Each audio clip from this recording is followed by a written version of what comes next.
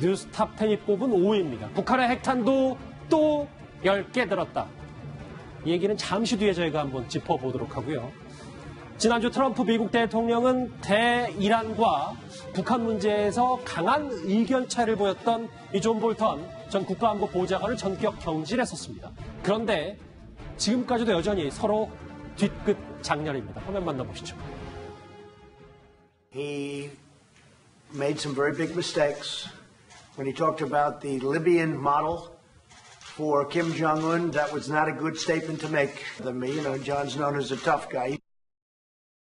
저렇게 볼턴을 깎아내렸었는데 김정은 시장 지금 심지어 볼턴은 보수 정치인 후원을 하고 나서서 글쎄요, 저 비핵화 때문에 서로 정말 끈끈했던 사람들이 너무 갈라져서 미국의 이 대북 정책 기조도 많이 바뀌는 거 아니냐라는 분석도 많이 나옵니다. 일단은 뭐 볼턴이 사라졌기 때문에 아마도 대화 쪽으로 무게추가 이제 뭐 간다고 봐야 되겠습니다. 그래서 현재 트럼프 대통령하고 김정은 위원장이 금년 중으로 만나서 정상회담 하겠다 이런 얘기들이 현재 나오고 있습니다. 이것이 이제 볼턴을 이제 일단 사임시킨 경질한 효과라고 이제 일단은 뭐 조금 볼 수가 있는데 볼턴도 현재 가만히 있지는 않습니다. 나름대로 트럼프 대통령의 공격을 시작하는 것이 볼턴이 이제 그 보좌관 되기 전부터 공화당의 그 아주 보수적이고 급진적인 그런 그 강력한 입장을 가진 그 의원들을 지원하는 그런 단체를 가지고 있었습니다. 존 볼턴 정치활동위원회 같은 그런 그 후원단체를 가지고 있었는데 거기에 이제 가지고 있는 돈이 한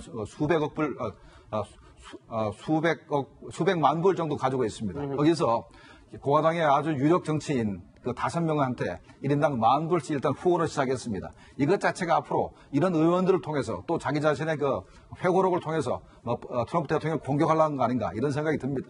사실 이 두 사람의 뒷끝보다 우리에게 중요한 건 바로 앞으로의 한반도 정세일 텐데요. 북한은 강경파 볼턴을 눈엣 가시로 여겨왔습니다. 때문에 볼턴 전 보좌관의 해임은 비핵화 협상의 신호로도 읽혀지기도 했는데요. 그런데 김정은 위원장이 트럼프 대통령에게 다시 한번 비밀 친서를 보내서 평양으로 초청한 사실이 알려졌습니다. 트럼프 대통령의 목소리부터 듣고 오시죠. I'm not happy about it, but again, he's not in violation of an agreement. We speak. He was upset that South Korea was during the war games. 비밀 친서를 보냈다. 내용도 그렇죠. 싱가포르 하노이르 판문점 이번에 만나면 평양 4차 정상회담입니다. 안수양님. 근데 트럼프가 평양에 갈까요?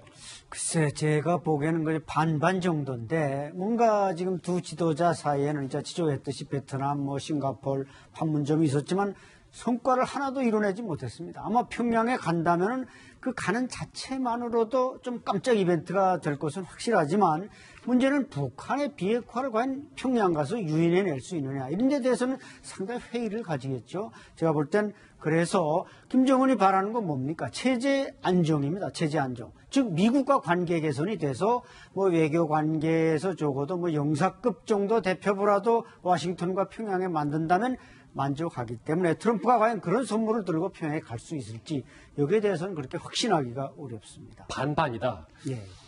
자, 그런데 김정은 위원장이 이렇게 직접 나서게 된 이유가 뭘까요? 바로 연말이 다가오기 때문입니다. 연말은 김정은 위원장이 트럼프 대통령에게 제시한 비핵화 협상 시한이었습니다.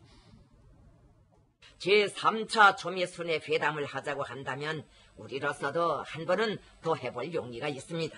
올해 말까지는 인내심을 갖고 미국의 용단을 기다려볼 것이지만 미국의 용단을 기다려보자. 그런데 4번을 만나든 40번을 만나든 심지어 평양에서 만나더라도 트럼프 대통령이 김정은 위원장이 만족할 만한 카드를 안 가져가면 이건 아무 의미 없는 거 아니겠어요? 그렇죠. 바로 그 점입니다. 그래서 판문점에 만나서도 뭔가 얘기가 있었고 이번 이제 9월 말에 곧 또 실무 접촉이 진행되겠습니다만은 과연 평양 방문이라는 깜짝 이벤트가 결국 북미 관계 비핵화 문제에 어떤 가시적인 성과를 보여줄 수 있는가?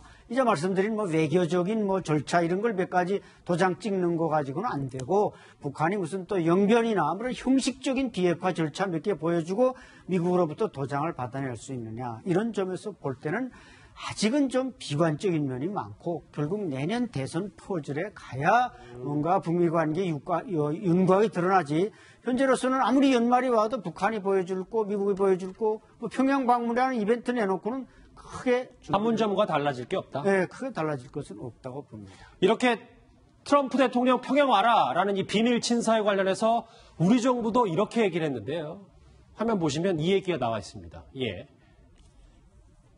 미국으로부터 상세한 설명을 들었지만 편지가 언제 갔는지 그리고 어떤 내용이 담겼는지 강경화 장관은 확인해 들 수 있는 위치에 있지 않다. 이 얘기는 우리 정부는 어떤 정도로 정보가 알고 있다는 겁니까? 현재 트럼프 대통령이 친서가 8월 달에 2개나 김정은 위원장의 친서가 두 개 갔습니다. 8월 8일 날 친서가 있었고 여기에 대해서는 트럼프 대통령이 언론에 대고 8월 9일 날 아름다운 친서를 받았다 이렇게 얘기를 했습니다. 근데 그 다음에 8월 셋째 주에 또 다른 친서가 있었다는 거죠. 이거는 이제 트럼프 대통령을 평양을 초청하는 초청장이 있었다는 거 아닙니까? 여기에 대해서 강경화 장관이 제대로 알고 있는지 현재 이 말만 가지고는 확실치도 않고 또 이제 고민정 청와대 대변인이 얘기했습니다. 확인해 줄 수 없다. 그럼 이것은 혹시나 우리 정부가 8월 9일 날 친서 얘기만 듣고 8월 셋째 주 친서 얘기는 전혀 못 들은지 그런 우리가 이 비밀 친서에 대해서 그렇죠. 그걸 전혀 모르고 있는 건지 모르면서도 아는 척 하는 건지 현재로서는 모든 게 현재 미지수입니다. 알겠습니다. 이해가 됐어요. 자, 그런데 비핵화 협상에서 중요한 문제는 이걸 겁니다. 북한의 핵탄두 개수 그리고 김정은 위원장의 진정성일 텐데요. 그런데 이 두 가지 모두에게 적신호가 켜졌습니다. Our estimate is probably a median estimate. I think that we probably are somewhere in the middle between low and high-end estimates. 저희 여기 보시는 주제 그대로예요. 북한의 핵탄두가 30개에서 40개 정도로 추정이 되는데 지난해보다 또 10개 가량 늘어났다. 신 대표님, 네. 언제 만든 겁니까 이것도?